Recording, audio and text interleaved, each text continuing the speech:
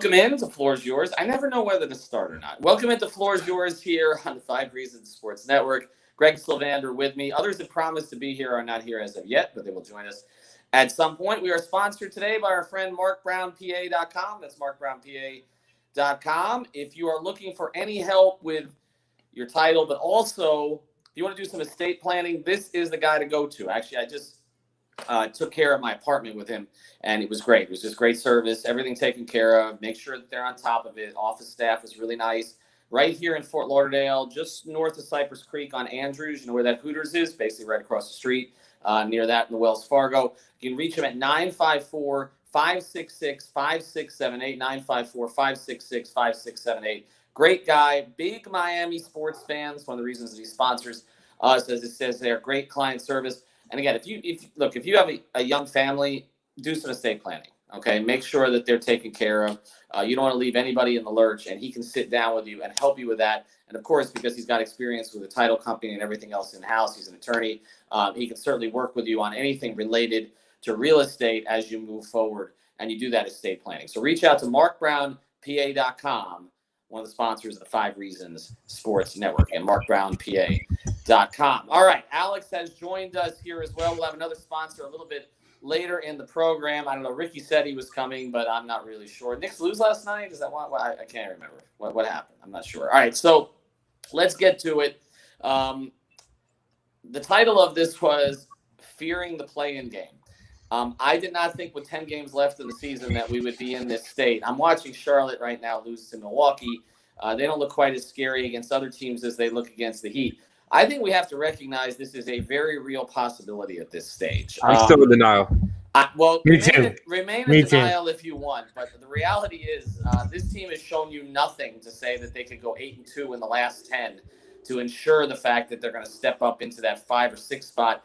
And remember, 2 of those games are against Boston. They're going to drop at least one of those. I can guarantee you that. Okay, they're not going to sweep those 2 games. And okay, we got to address this today, because I look, both of you are very rational analysts in a lot of different ways, and you see the flaws of this team. And I left you in the lurch to do that podcast last night. But I mean, how is there any cause for optimism at this stage? Like, what would make you optimistic? What have you seen? I've spent all day kind of looking at the cap space and what they may do. Okay, that's not optimistic. Hey, I'm just being honest. But the bird rights. Truthfully, this is the sick thing with this team, and I said it on a recent episode, and I need to reiterate it. Like, there's just some weird feeling that they can go on a run, and I can't explain it. And I know it's irrational. They've shown nothing that would lead you to believe that. If they avoid the play-in, 6 seed till they bleed, then they're good. If it's 7 seed or lower, then it's no bueno. Are you watching the Bucks right now? I mean, what gives you, other than the matchup issues that presented themselves last year, what would give you confidence with the way this team has played this year? I understand you go on a run and someday it will come, and there's Ricky. You go on a run and at some point it will. At some point the run will come. There are some seasons that the run just never comes. It doesn't happen. Like we looked for it in some previous Heat years, and it's just not there. Alex, and we'll get to Ricky here in a second. Give me something that gives you confidence that this thing is going to turn around, something that I can bank on. Oh, I could do that for sure. I think when you just go down right to it, it's Jimmy. It's Jimmy in the playoffs. It's Spo in the playoffs, and it's Bam. I think you saw all 3 step up. You see Spo turn into a different beast in the playoffs time and time again. But what Jimmy did last year, I think it's hard to understate. He kind of paced himself even along the way, I feel like. And then they kind of crescendoed in that Lakers series when he had to step up, very similar to what he did last night, just watching him take shot after shot after shot, which is very unusual. But he always has that level in him, which makes me feel a little bit more comfortable about them theoretically in the playoffs, where it's you get a matchup that you like, and you rely on Jimmy, you rely on Bam, and you hope that the shooting goes in your favor. You look at the team defense. Defense is something that absolutely translates to the playoffs, especially that they're going to be so versatile on that end. So I think that's the positive way of kind of framing it. They have things that you can look at and point at and be like, this is they're good, and they need 1 week off. They need the 1 week off. Spo, Jimmy, Bam defense. This is an impressive effort by you. Good job, good effort, as they once You gave said me the easy one. in the arena. But I'm going to go to Ricky here, who probably, if he's not frozen. We need to get that kid on a podcast. Okay, that's pretty good. Good job on it. We should do the good job, good effort podcast. But let's look at all the things that Alex talked about. Okay, last night they got good Bam, they got good Jimmy. They lost to Chicago, giving up, what was it, 120? Thanks, insurance by Lynette. Thank you, Lynette. We'll get to that in a second for sure. They still lost the damn game. Eric has not really shown a willingness to adjust this year in a lot of different ways. And all we heard about last season, all season was, well, they got to get Jimmy, Bam, and Goran on the court together. Okay? Jimmy, Bam, and Goran started together last night. They lost to Chicago at home in a game that they had to have. Ricky, give me reasons for confidence. This will be harder for you. Reasons for confidence? Yeah, give me a reason why this team's going to turn it on. Give me something. Okay, so assuming this is what I actually believe, you have three individuals who are violently competitive. You're talking about one guy who's from Slovenia, who is a completely different monster when it comes to Eurobasket. You're talking about Jimmy Butler, who his whole life everything's been counted against him, and you've got the same in Bam, where if you even suggest that Bam can't guard somebody, that guy's going to go 3 for 25. The NBA playoffs is a completely different monster. It's a completely different world, and it's a completely different game. You put those guys in a situation where they have to pretty much bet it all. It will take a serious injury to keep them off the floor and keep that team they're playing on from being competitive. And lo and behold, that's what happened in the NBA Finals last year. Granted, do I believe that the Lakers would have still won? Absolutely. But it would have been a little bit closer if Bam and Goran were actually healthy, in addition to Jimmy being a supernova. How's that for a theory? Hella nice to Eskimos. And I know it's not what you just generally believe. So I appreciate you stepping into that role. That's one of the things that you're supposed to do in the profession that you're getting into. Sometimes you have to argue for something you don't necessarily believe in. All right, let me counter all of these things, okay?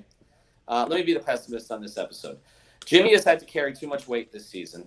I don't know that there's another gear in the playoffs this year. I trust him from a study and a competitive perspective. He's already shown it.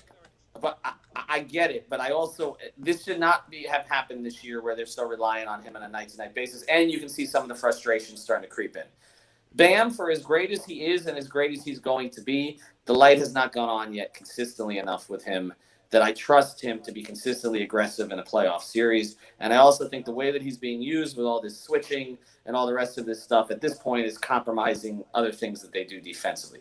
Goran, I just don't see it.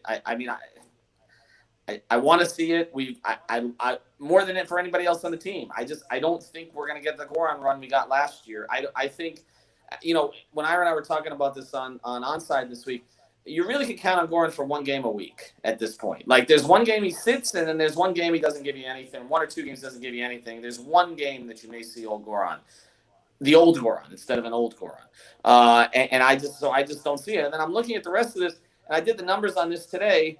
I mean, they absolutely require Duncan Robinson to be lights out from 3 on high volume, or they can't win. He's 43% in their wins, 36% in their losses. That is cause and correlation right there. Okay. They don't have anybody else to pick up that slack on a consistent basis. And the offense is so reliant on him. So let me throw this at you guys, because when I said today that basically now they're in a position they have to pay Duncan. Okay. They're so reliant on him. They did not trade him. They held on to the asset. They've got to pay him. But here was the concern that a lot of people came up with. They said, you don't want to be this reliant on him. And if you pay him, then Spoelstra is going to continue to design his offense around Duncan Robinson. And that offense right now is bottom third of the league, Greg. Yeah, I mean, I guess that's a very pessimistic way to look at it. I don't think anybody out there with that viewpoint can really claim to be smart enough to have that. Like, come on now. Like, I don't think Spoelstra would lean in more. I think that they're going to try to find ways to get better shot creators and shooters around Duncan and let him be the release valve that he is with the offense.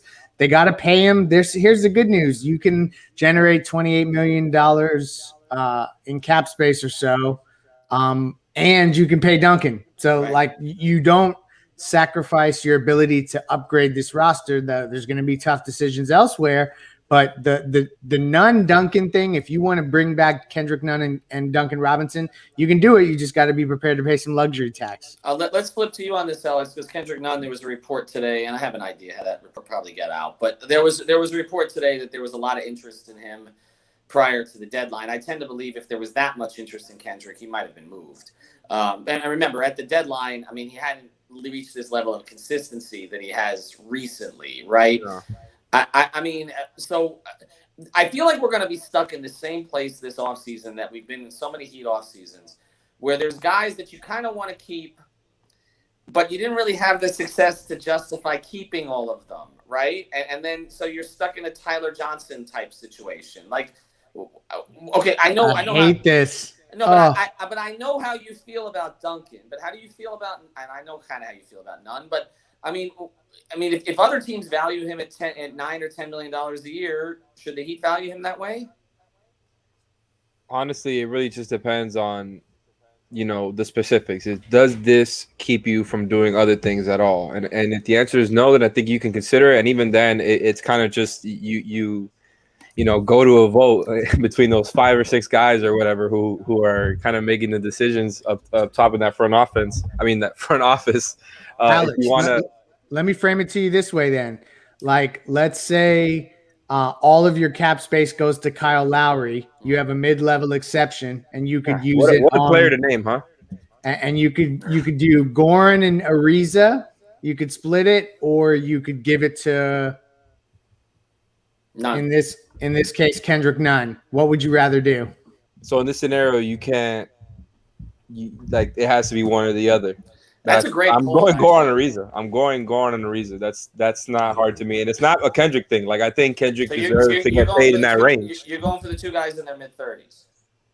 I mean, look, this is a win now team, but I don't know, man. Like, you guys they can. It's a good point. It's a good point. They have the flexibility to keep them all. I was just trying to put you on the spot and make you pick one or the other. And that's the thing. Look, you got me to go to my instincts, which is to go to 2 guys. I love Goran. I've seen him step up in the playoffs over and over again, and I love Ariza on this team. And look, Kendrick deserves to get paid in that range. That's what I will say. I'm not trying to hate on him at all. I feel like it always comes off that way.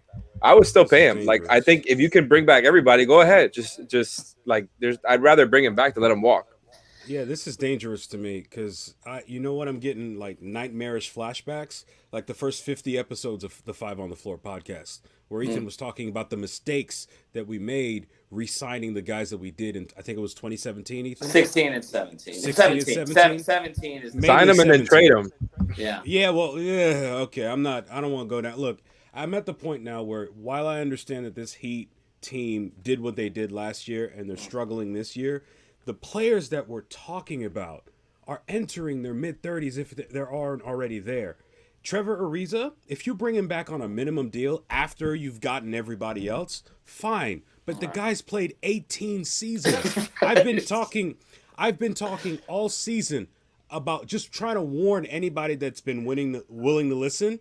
Jimmy Butler, all that mileage that Jimmy Butler's been dealing with his whole career is going to catch up to him. And if he's already entering playoff Jimmy just to keep us competitive to barely scratch 40 wins this season, that's a recipe for disaster. Look, if it just so happens that this team looks completely different next season, so be it. This is still a Pat Riley team. Okay, remember after that 2000 season, it was barely recognizable afterwards. Right. You know, it's necessary. We can't keep doing this every few years. The Miami Heat, since LeBron left, have made the playoffs only 50% of the time for whatever reason since he went back to Cleveland and then and then Los Angeles. This isn't the championship culture that supposedly sells players on coming here. It's time for a change. All right, so we're talking kind of like in platitudes here. Like, what are the specifics? That's what I'm trying to. I don't want to really have like a conversation about the concept. he just posed to you, if it's a choice, and it may not necessarily be a choice, okay, but if it was a choice between giving Kendrick Nunn $9 million or splitting $9 million between Goran and Trevor Ariza, what do you do? And I think it's an interesting conversation, but it allows us to pivot. Try to get Ariza back on the minimum. I think is well. I think that's right what you about that. tried, but that's not the choice that he gave you. Okay, but let's look at the other thing that came out today, or people noticed on a podcast. Then we're going to bring our guy Brett Ehrlich in, and tell you a little about CBD and have a conversation with us here, but. The other thing today was that apparently this shouldn't be a surprise. Kyle Lowry is the godfather to Jimmy's daughter. We've been telling you for 2 years, how close they are.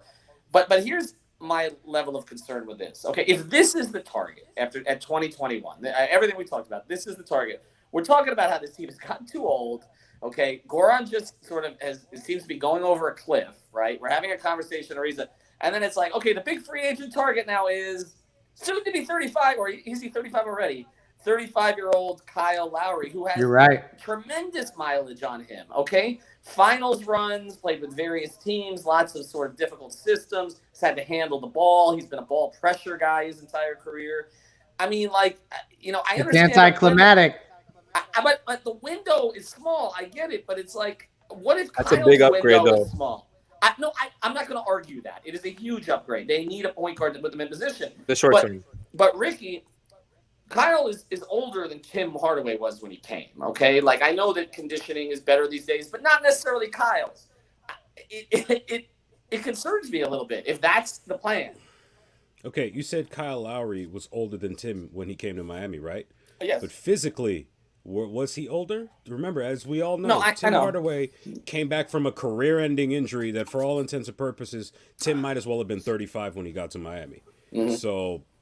And after that first season, Tim had injury issues. It limited his effectiveness from that point onwards. So when it comes to Kyle Lowry and everybody else, it's just you're loading your team with a bunch of players whose wheels are about to pop at any moment, and that's just not a gamble that anybody should be prepared to make at this point. Because people want to say this is a win-now team. Yeah, they're winning, barely.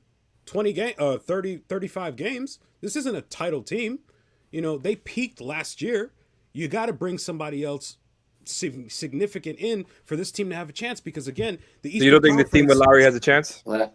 See, I think they do. I think I that think this maybe is all about. Don't give him a 4-year deal, but Yeah.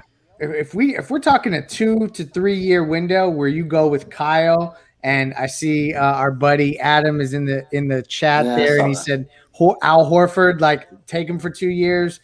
I'm not about that Kevin Love life. We're not going to go there. No. Who's he going to inbound to, though? I don't mind it. But I think there's options, mind Love. and I see the vision there. But it's there is a question to be had about would you be better off spending a little bit less money on Alonzo Ball? Just long term. I think Ricky agrees with you on that one. But here's the other point, and then we are bringing in Brett here. He can just join the four of us. The other thing about it is this. You look at the other top teams in the East, okay? Where are they going? Right? I mean, Milwaukee's locked in with that crew, and they're all young enough to still be competitive. I mean, Drew's been playing forever, but he's not an old player, and Giannis and Middleton are still in their primes. The Brooklyn guys, provided the thing doesn't fall apart, are not going anywhere. Giannis is 24. I know. You're talking about this is why everybody wanted him. And then you look at, Boston has fallen off, obviously, clearly, but Philadelphia, if they can get the Embiid Simmons thing to work, you're talking about. We got Bam. I'm just saying, and Tobias is not an old player Sometimes. either. And Philadelphia's young core is pretty close to Miami's. Maxey and Tybalt and some of the pieces that they haven't given up yet. Are they better though? I'm not saying, but they have. No, they're all right. They're all right. I'm not gonna hate They have on more them. guys at the top. So to me, the thing is, to Ricky's point, is this team really close to contending? I think we're talking about Butler's window and Pat's window and the Heat wanting to win now. But in reality, are they close to contending? In reality, okay? They're a game over 500. I think this is Giannis is 26, but anyway, he's mid-20s now. Okay, enough of the LOLs. All right, let's bring in our guy Brett Ehrlich here to tell us a little bit about what the product is on the way here. Brett, thanks for joining us today.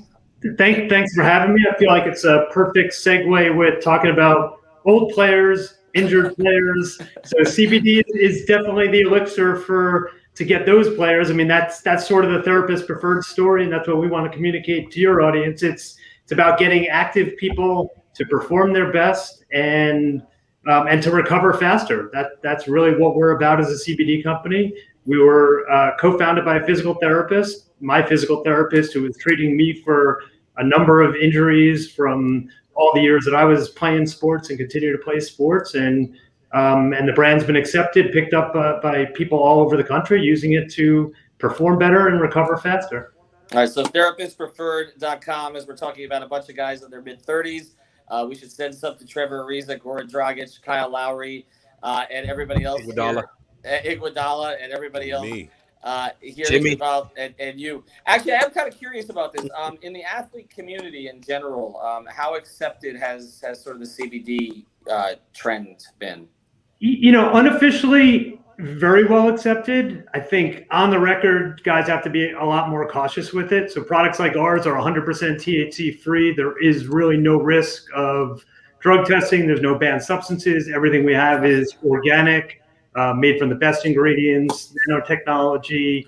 But there are a lot of bad actors out there, and I think that's the risk that a lot of the players have to do. If you're gonna take a product, you better trust that product. You better know where it's coming from. You better read the label. You better read. All of our products have a QR code, so you can read the lab reports, see exactly what's in it, but more importantly, what's not in it.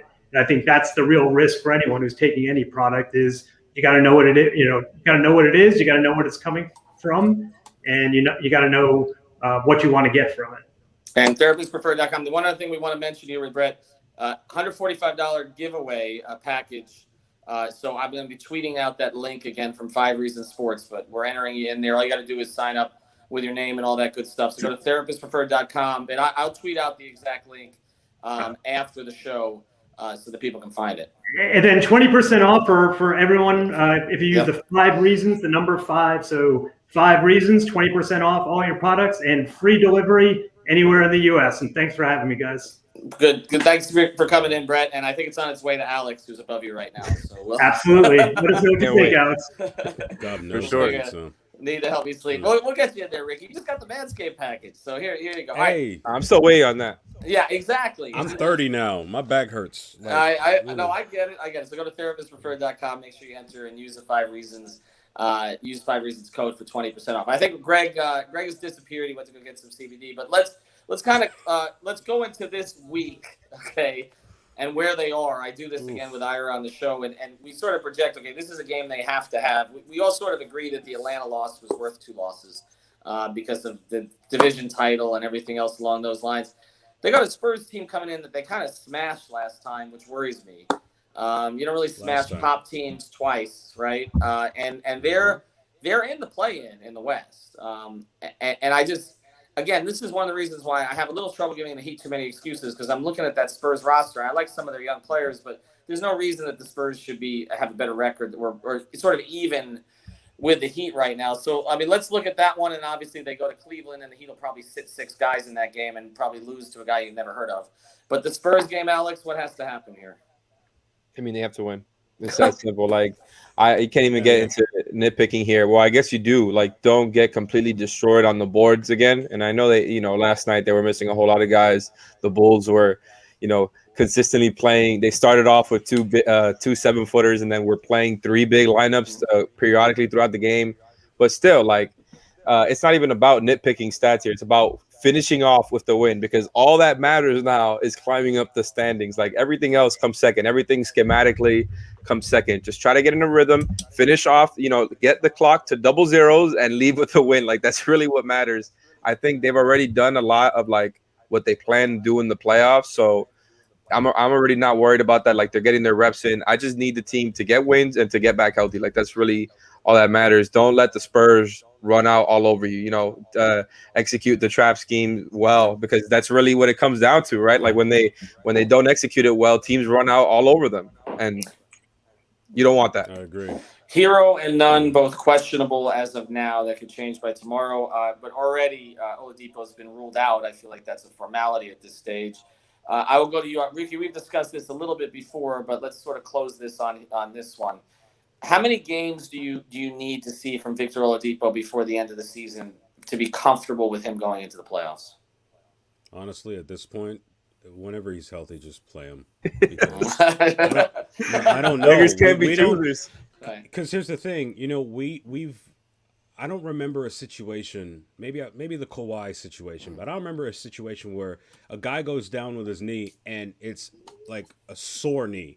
Like I've never seen the Heat been this not forthcoming about a knee injury. If he's really got a problem, sure. So at this point, just play. And with regards to San Antonio, we've seen some bad rotational adjustments from Spo in recent games that have really cost Miami. I'm hopeful that seeing Greg Popovich on the other end will give Spo some flashbacks to 2013 and gives us that like championship level Spo. Because at this point, if Pop spots a hole in what Spo's trying to put out there, the game is over. The game is over. Pop won't play games like that. So at this point, win the game, and please, for the love of God, don't stick to those stubborn habits, because at this point, every game's going to count. The Wizards are coming. As crazy as this may sound, they're coming. So, and the other thing about it is, I don't feel like this team has any confidence to close out games right now. Like, it doesn't seem to matter how much they're ahead. They just don't feel good about it. They're just not the things that they thought they could go to last year that they can go to now. So, I mean, they can play well enough to get. Goran isn't good anymore. But keeping the Or lead, he's not consistently good anymore. He's not consistently good enough. I mean, he was the one. If you looked at it last year, he would give them those runs. It didn't really happen. All right, we'll be back tomorrow after Heat Spurs. Thanks to Greg for joining us. Thanks to Adam for commenting. If they fall at 500, only then will I bring hell to the timeline. So follow Clutch Corner for that. Thanks also again to Brett from therapistpreferred.com. Check that out. And Mark Brown, PA.com. We'll be back tomorrow. No playing.